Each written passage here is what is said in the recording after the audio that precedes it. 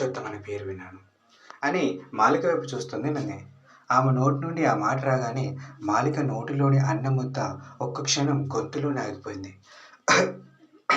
అని కవర్ చేసుకుంటూ తన రియాక్షన్ని బయటకు కనిపించనీయకుండా ట్రై చేస్తుంది. కానీ నందిని మాత్రం ఆమె హావభావాలను చూసి అక్కడే ఉన్న వాటర్ గ్లాస్ని ఆమెకు అందిస్తూ ఇవి తాగు అనగానే అవసరం లేదు అని వాటితో చేయి కడుక్కుంటుంది. గ్లాస్ పక్కన పెడుతూ సో వింటే అయితే అంటూ నందిని వైపు చూస్తుంది మాలిక. మన నాన్నగారి పేరు కూడా పురుషోత్తమే కదా అని తన మనసులోని అనుమానాన్ని బయటపెడుతుంది నందిని. మాలిక పైకి లేస్తూ అంటే ఏంటి నీ ఉద్దేశం? ఇప్పుడు వచ్చింది మన నాన్నగారు అంటావు అని కోపంగా అంటూ ఆగిపోయి నందిని జవాబు ఇవ్వకముందే మళ్ళీ ఆమె మాట్లాడుతూ ఇంకా నీలో అలాంటి ఆశలుంటే you better to leave them, వాటికి నీళ్ళు వదిలేయడం మంచిది అని వేగంగా అక్కడి నుండి వెళ్ళిపోతూ ఉంటుంది.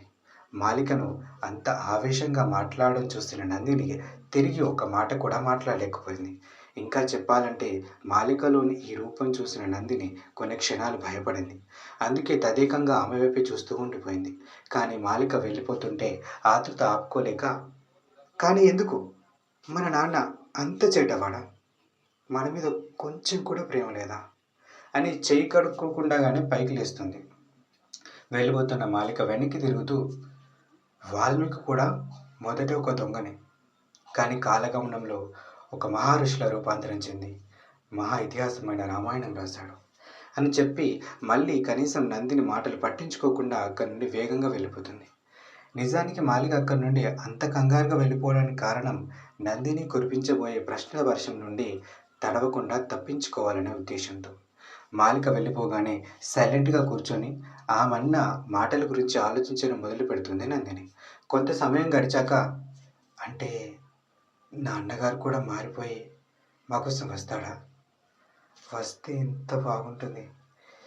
అప్పుడు ఈ కోపిష్టి దాని దగ్గర పడుండాల్సిన అవసరం ఉండదు, హాయిగా ఉండొచ్చు అని ఇక్కడ కూడా మాలికని తిట్టుకుంటుంది నందిని. అరే ఈ రెస్టారెంట్లో ఫుడ్ బాగుంటుంది, ఇక్కడ ఆపురా అని అరిచాడు ధనుష్. వెళ్తున్న కారు వేగాన్ని తగ్గిస్తూ నోరా, ఇంకొన్ని రోజులు నో అవుట్ సైడ్ ఫుడ్ అని నవ్వుతాడు హేమంత్. రోడ్డు పైన వాహనాల వరద ప్రవాహం అప్పుడప్పుడే పెరుగుతుంది. రణగుణ ధ్వనులతో రోడ్డు మొత్తం దద్దరిల్లిపోతుంది. మిలమిలా మెరుస్తున్న రంగురంగుల బల్బుల కాంతుల్లో చుట్టుపక్కల కనిపిస్తున్న అన్ని హోటల్స్ అండ్ రెస్టారెంట్ చూడగానే ధనుష్లో ఆశ పుట్టి అలా అన్నాడు. కానీ హేమంత్ అలా అంటాడని మాత్రం అతను అస్సలు అనుకోలేదు.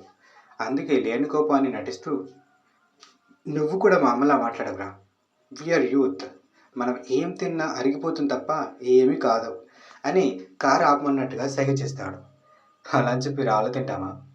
ఆరోగ్యం బాగాలేనప్పుడు హద్దుల్లో ఉండడం మంచిది, better to being in our limits అని చెప్పి హేమంత్ ముందుకు వెళ్తుంటే ఈ ప్రవచనాలన్నీ కాదు, నువ్వు ఇప్పుడు కారు ఆపుతున్నావా లేదా, ఒకటే మాట ఫైనల్ టెల్ మీ అని కోపంగా అనగానే సరే ఆపుతా అని, కానీ నో హెవీ ఫుడ్ ఓకే అని కండిషన్ పెడతాడు హేమంత్. ధనుష్ దానికి ఒప్పుకోగానే కారుని పార్కింగ్ ఏరియాలోకి పోనిస్తాడు హేమంత్.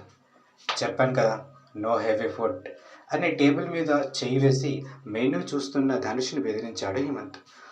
ఓకే ఓకే అర్థమైంది, నీకంటే మా అమ్మేనేమరా చెప్పి వదిలేసేది, నువ్వు మాట వినకపోతే కొట్టేలా ఉన్నావు అని నవ్వి కొంత దూరం ఉన్న వెయిటర్ని పిలుస్తాడు.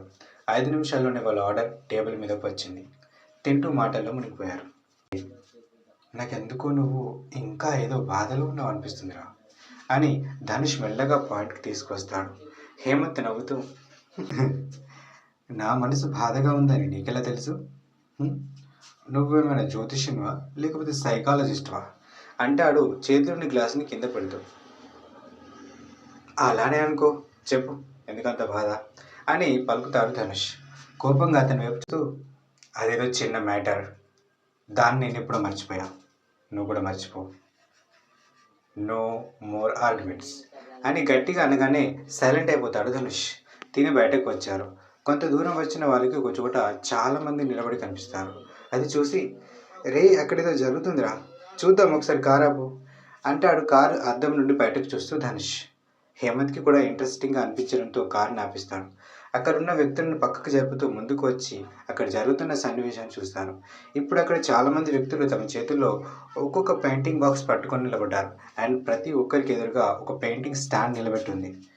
చూస్తుంటే ఏదో పెయింటింగ్ కాంపిటీషన్‌లో ఉందిరా!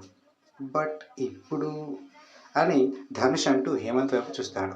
కానీ హేమంత్ కొంత దూరంలో ఉన్న వ్యక్తి వైపే చూస్తున్నాడు. అది గమనించిన ధనుష్, "రేయ్! ఏం చూస్తున్నావురా? అక్కడ ఎవరున్నారు?" అని ధనుష్ భుజం మీద చేయి వేస్తాడు. కొంత దూరంలో ఉన్న వ్యక్తి వైపు వేలుతో చూపిస్తూ, "యూ రిమెంబర్ హిమ్? అతన్ని గుర్తుపట్టావారా?" అంటాడు. హేమంత్ చూపించిన వైపు చూస్తూ, "ఇతను అతనే కదా? కానీ అతనికి ఇక్కడే పనిరా?"